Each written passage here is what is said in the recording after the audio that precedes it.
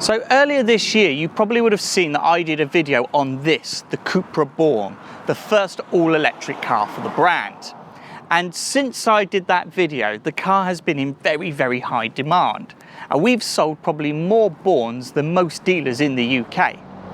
And one thing that customers constantly ask us is, how does the CUPRA Born compare to this, the VW ID.3? Well, I've been very fortunate to get my mitts on one, and we're going to compare the two side by side to see what differences there are in what is, on the face of it, two very similar cars. But I can assure you that they have both made two very different cars. But before we get into any of that, make sure you've hit that subscribe button and click that bell icon so you always get notified whenever we make a new upload.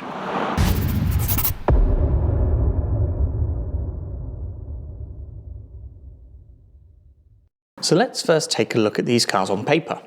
Both are built on the Volkswagen Group's MEB platform. Both have the option of 45, 58 and 77 kilowatt hour batteries. Both seat 5 in the two smaller battery powered cars and 4 seats in the 77 kilowatt hour variant. Both have 385 litres of boot capacity and both have the same dimensions within the margin of styling differences.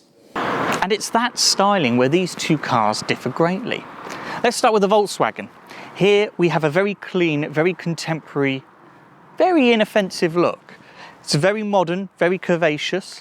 You've got a little bit of detailing with these diamonds down at the bottom here, but otherwise a very restrained design. Take the CUPRA Born, for example, and it's a very different approach. Very sporty, very aggressive. It's almost like the front of a shark with these angled headlamps that are sort of recessed into the bumper. You've then also got this grey texture down at the bottom, and then you've also got the copper detailing with the splitter on the front there. As you move down to the side of the car, you'll see on the ID.3, as standard, you get 18-inch steel wheels, although this car is fitted with the optional 18-inch alloys. You also have the option of going up to 19 and 20-inch wheels. On the Born, you get 18-inch wheels as standard, although this car is fitted with the 20s, and there is also a 19-inch wheel option. However, that is dependent on the spec of the car you go for. As we move down to the side skirt, you'll notice on the Born you get this very minor aerodynamic tweak that doesn't feature on the ID.3. And as you move up, you've got this geometric panel here on the rear quarter that doesn't feature on the ID.3. You'll also notice on the Born that the car sits 10mm lower.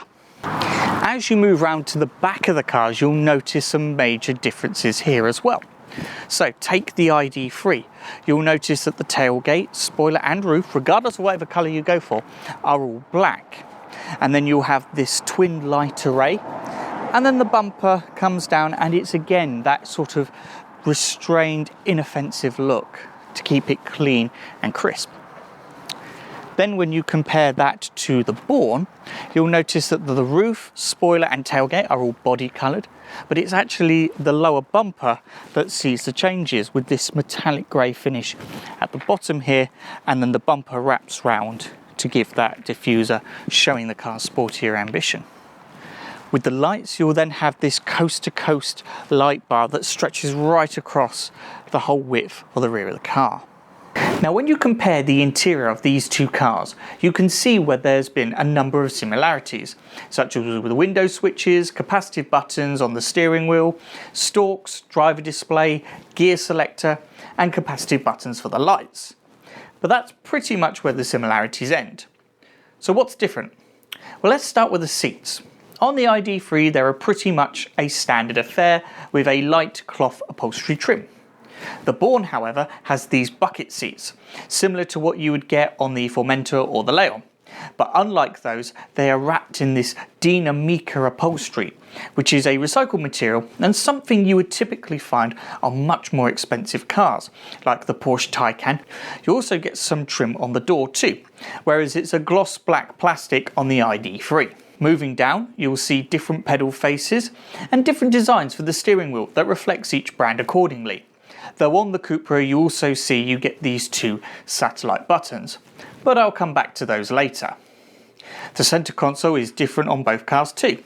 On the ID.3, it sits flat with space to charge your phone, cup holders with a gloss black finish and additional storage further back. Compare that to the Born, where the storage comes up to the air vents with additional copper detailing, as well as cup holders and a phone charger. Both also feature twin USB-C ports. On the dashboard, the Born features a silver geometric pattern split with a dark, soft touch textured finish on the upper part. The ID.3, on the other hand, has this two-tone soft touch finish. However, it's the infotainment that has the most difference on the ID.3 and on the Born. On the ID.3, you get a 10-inch display, but with the Born, it's 12 inches. The software is slightly different, but both control many of the car's features through the screen, including drive modes, heating controls and settings. They both come with satellite navigation, DAB radio and wireless Android Auto and Apple CarPlay. When you drive these cars, you'll notice that they very much drive the way they look. The ID.3 is very comfortable, very soft, very unassuming, very Whereas with the Born, you've got lower, stiffer suspension, you've got bigger brakes in the case of this model, and you get sharper steering, which all together gives a more agile, kind of sportier drive, something that you can really grab by the scruff of the neck. And then of course down here I've got these two buttons. So on the left I've got the drive button, which allows me to cycle through my different drive modes. Now I've got the CUPRA button, and this activates e-boost, which gives me an extra 30 horsepower. Think of it as like a push-to-pass system. So hopefully that will give you an idea of the differences between these two very, very different cars. If you want to find out more information about the CUPRA Born and the other high-quality used cars that we have in stock, like this VW ID.3, then check out our website, smccupra.co.uk. You can also find us on socials at CUPRA Woking, and we're also on Twitter, LinkedIn and TikTok at SMC Motor Group. And of course, if you've liked this video, make sure to hit that like button, click subscribe and hit that bell icon so you're always notified whenever we make new content. In the meantime though, if you haven't done so already, why don't you check out my video where I have a look at the Born in more detail up here. And then if you fancy something a bit more fruity, why don't you check out the video I did on the CUPRA Ateca up here. Till then, my name's Max, this is SMC Motor Group, and I'll see you on the next one.